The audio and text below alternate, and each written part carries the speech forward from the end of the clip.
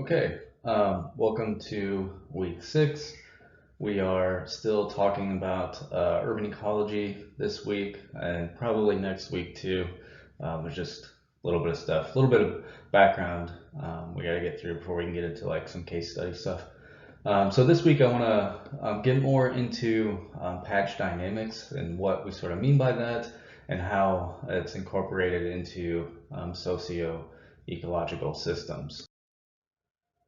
And I kind of wanted to go back to this idea that we talked a little bit about last week, where um, the ecology sort of patch dynamics came out of this idea to develop an ecology of the city as a complement to an ecology in the city. And I wanted to take a minute or two to talk about what that actually means because I don't think it's necessarily super intuitive.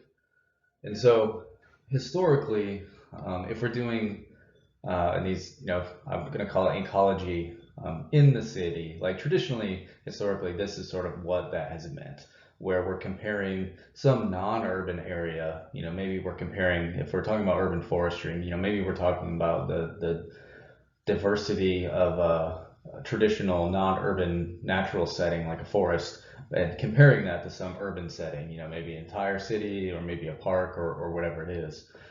You're sort of comparing a non-urban setting to an urban setting. And that's been a lot of ecology, what we would call urban ecology in the past. Recently, there's been this push, though, to develop sort of a new field of ecology, which we're kind of calling just urban ecology now, where you're not doing this sort of thing. You're actually comparing urban settings to urban settings. Maybe you're comparing different areas of the city. Maybe you're comparing the same city over time. Or maybe you're comparing two different cities to each other. That's sort of a different sort of thing than this is. And so that's sort of what we mean by an ecology of the city versus an ecology in the city. And it's not to say that this isn't still done. It is, and it's important, and it's useful information. But this is just sort of a different way of looking at things and sort of treating cities as their own thing. That where humans are this sort of part of the landscape that you're studying, rather than a part of it. So hopefully that's a little more clear if it wasn't clear last week.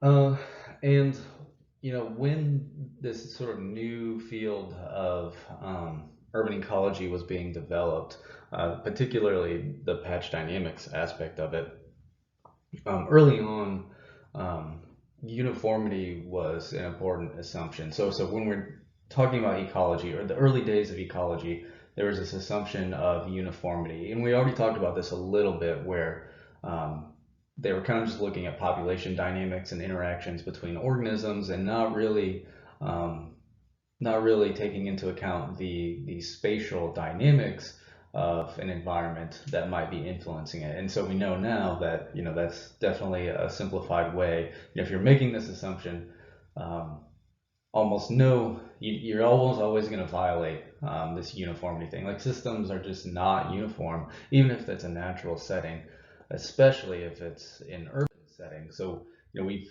looked at cities already. Anytime we look at an image of a city, we can see it's not uniform.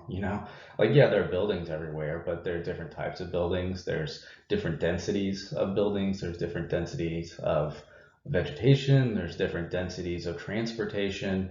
There's different densities of water. So these are not uniform. It changes no matter, if you're over here, the density is, really high for built structures versus, over here, a little bit lower density where you have a higher density of vegetation. And so it's just not uniform. And if you're making that assumption, then you're missing out on almost the entire story that's going on. Yes, there are interactions, and yes, those are important, but the spatial dynamics of those interactions is incredibly important as well. And so there's sort of this move away from that in ecology in general, and that move sort of sparked an idea among researchers to be like, oh, hey, we can apply some of these things to urban settings also. So patch dynamics was sort of that bridge, the bridge of that gap from going to these uniformity assumptions to incorporating some spatial dynamics. So patch dynamics is one of the major developments within biological ecology to describe and quantify heterogeneity in all its forms, specifically spatial heterogeneity. And it's kind of worth mentioning that it doesn't actually, we're using patch dynamics to sort of bridge the gap between urban systems and ecological systems. But this patch dynamics concept actually comes from biological ecology and landscape ecology, like we talked a little bit about last week. And where it comes from is actually this field of biogeography called island biogeography. Maybe you've heard of this, maybe not. Patch dynamics sort of took the fundamental ideas of island biogeography and expanded them into sort of this grid patch dynamics landscape. And so I'm not going to go too much into what island biogeography is, but I do want to run through just the core concepts just so we can see sort of how these ideas evolved over time. And so there's sort of two main tenets of island biogeography. The first one is the size of the island, and the main rule is that if you have a mainland here, you have two islands that are the same distance but different sizes. The island that is larger is going to have more species on it, so the biodiversity is going to be larger over here, and that's mainly a function of just the probability of an organism reaching these two islands. If you're an organism that's dispersing out this way, then you just have a higher likelihood of reaching island 2 than you do of island 1. And so the immigration to this island will be higher, so you'll have more organisms over here than you will over here most of the time. The second tenet of island biogeography is isolation, and isolation is just how far away from the mainland is an island. So if you have two islands that are the same size but are different distances from the mainland, you're more likely to have a higher number of species, higher biodiversity on the closer island than you will to this one.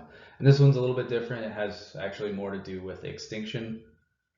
So if you're a species that makes it out here and you die, you're more likely there's a greater likelihood that new members of your species will also make it here, and so that species will still exist even if certain members die off when they show up. If you're out here, you might be a member of a certain species that makes it out here, but it's less likely that new members of that species will make it. So if you don't survive, then you're not going to have new members of the species show up, and so you're going to have a higher biodiversity, usually on a closer island than a further away island. So that's the basics, and that's the extent that I'm going to go into this.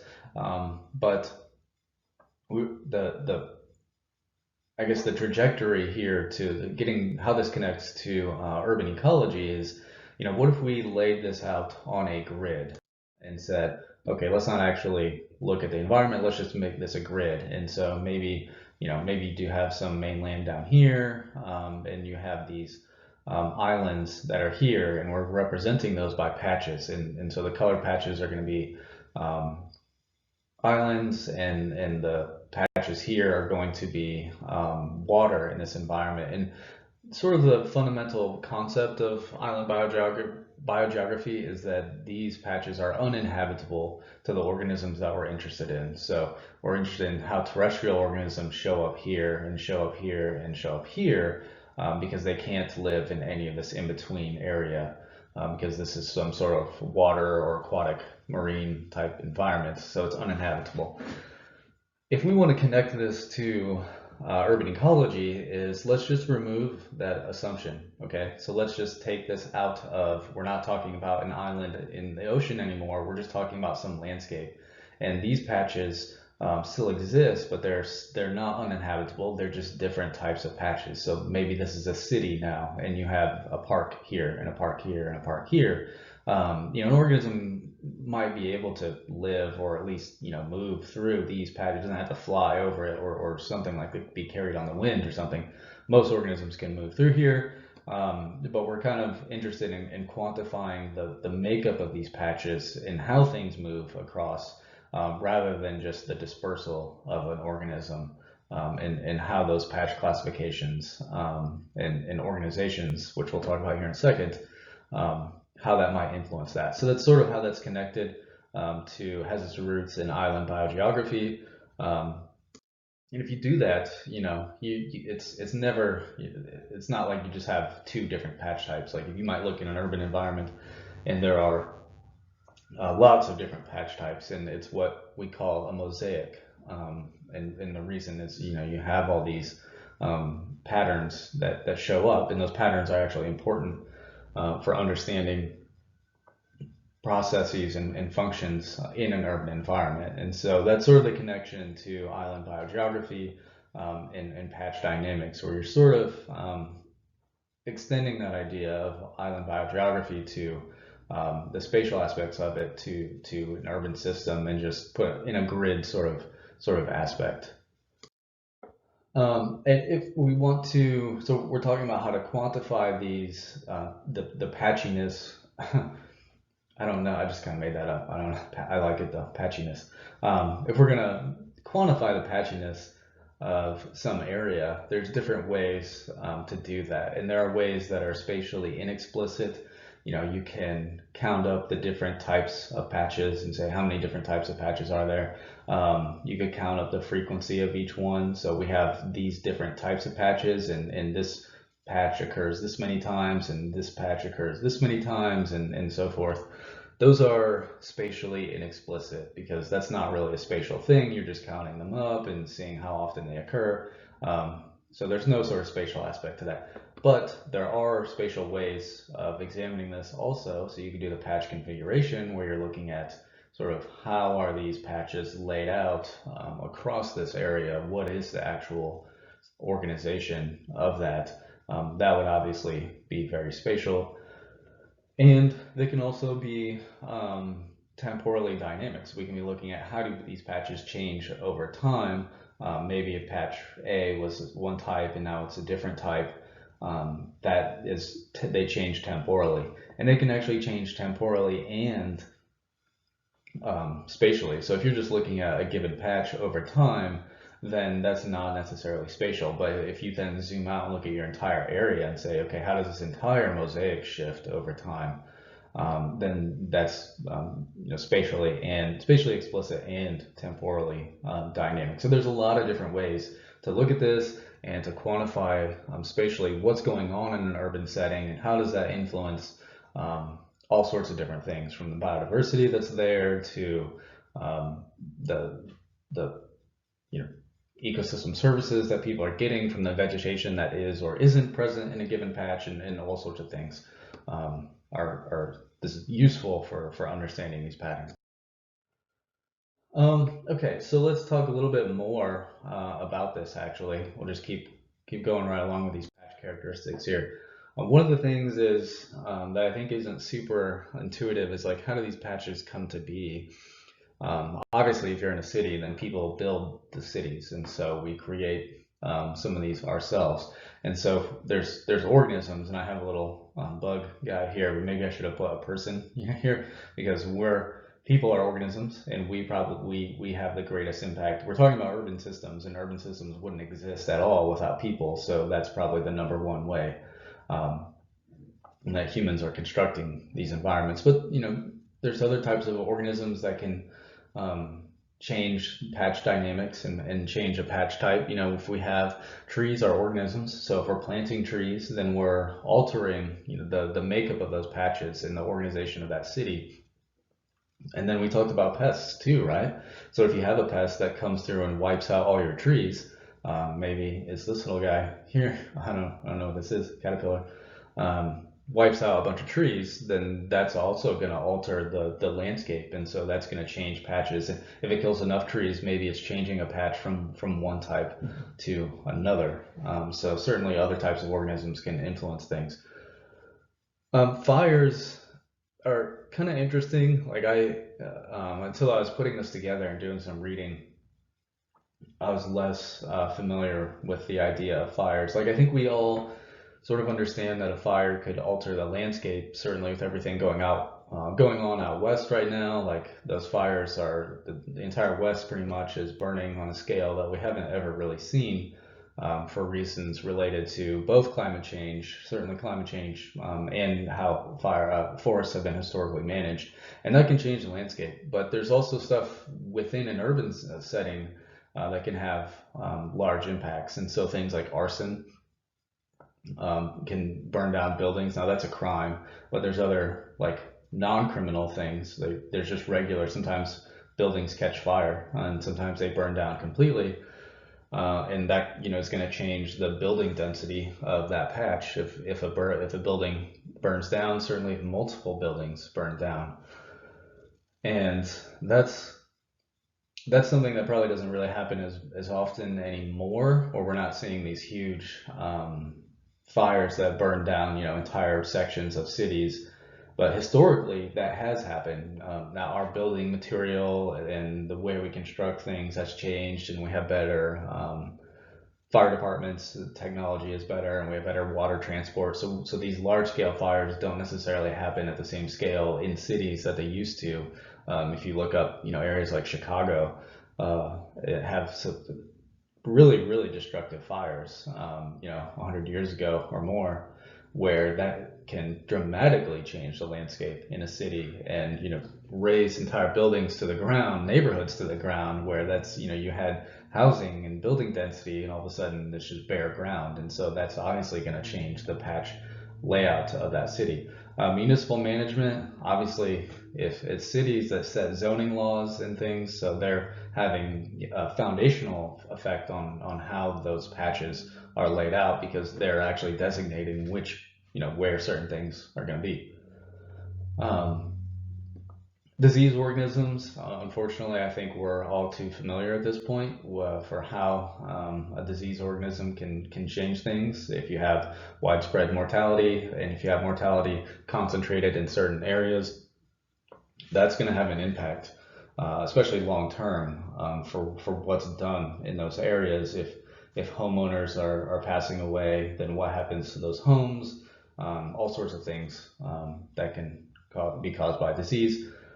Economic changes, maybe you have investment in certain areas or disinvestment of certain areas. Maybe you have high unemployment in certain areas, and that's going to impact the patch layout. There's natural events. We talked about fires, but there's hurricanes, there's flooding, even droughts, all sorts of natural events that can change the layout of the patch mosaic. And like we mentioned, urban development. If you're just constructing buildings or demolishing buildings or whatever it is, whatever the development is going to fundamentally change the layout of a given area. And we already mentioned this a little bit, but the organization of certain patches is going to influence things. So if you have, going back to sort of this idea of island biogeography, where if you have patches that are separated, that might be the same type, that are separated by large areas, then movement from those two types might be, maybe this acts as a barrier where, an organism could get across a couple of them, but not, a huge swath of these. Maybe this is just a massive highway, or, who knows what it is. Maybe it's just like building downtown and these are parks and organisms can't move across, or whatever it is.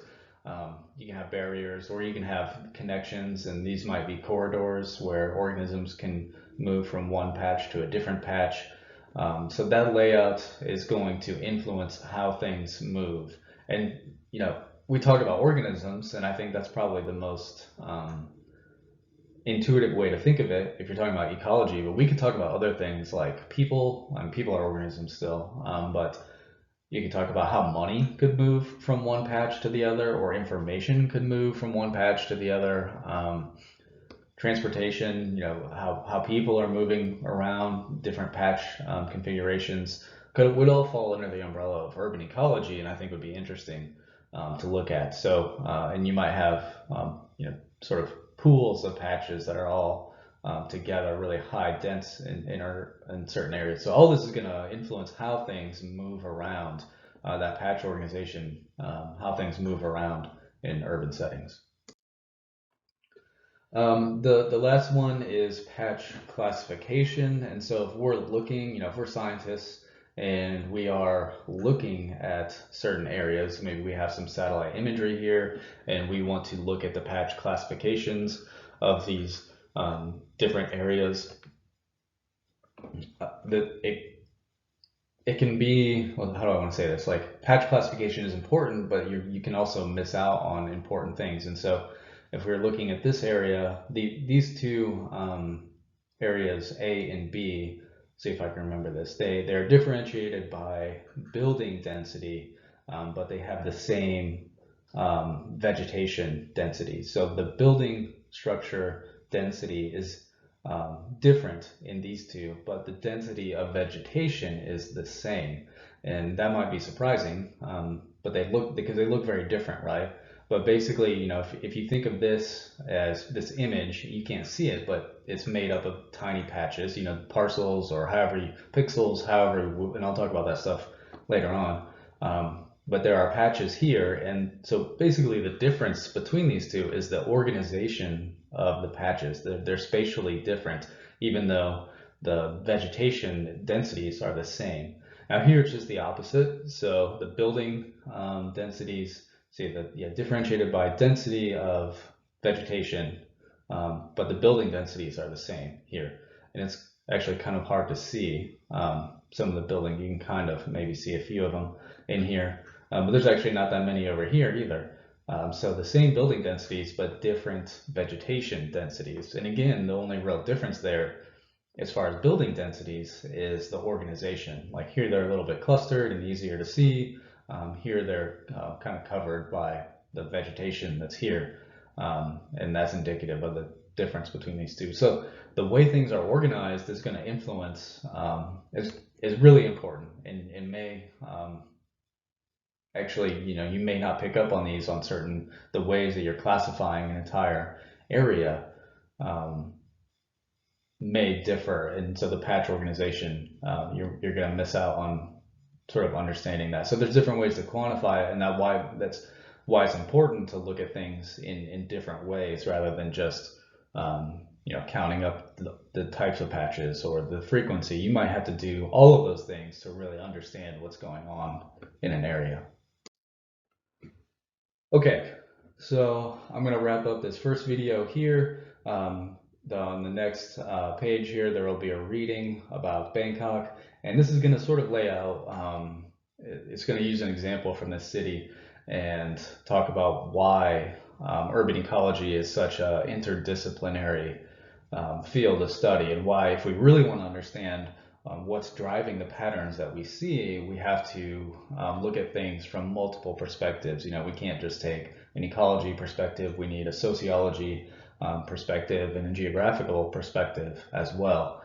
So it's going to sort of lay out an example that shows how interdisciplinary, how intertwined some of these issues are. So take a minute and read through that, and keep working your way through the module, and I will see you in the next video.